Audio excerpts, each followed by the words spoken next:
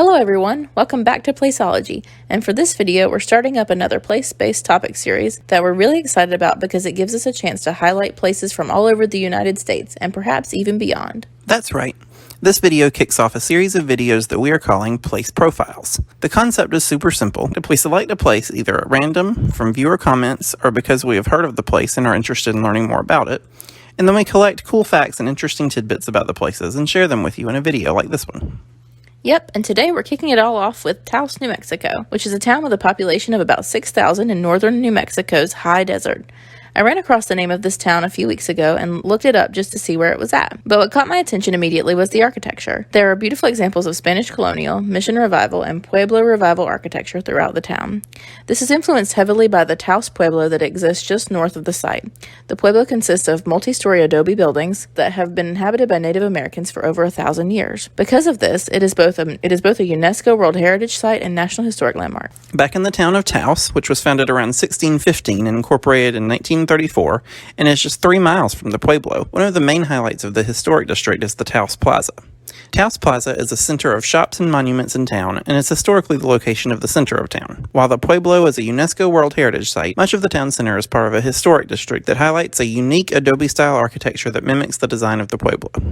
Interestingly, even national chain restaurants, like the McDonald's, have mimicked the architecture of the town, as many of the other McDonald's in the country moved to the gray box style and have historically had the red mansard roof on many of their other locations. It's really neat to see how this one is stylistically similar to its surroundings. You can see here how the town looks on the map, and here is the street view of some of the locations around town as well.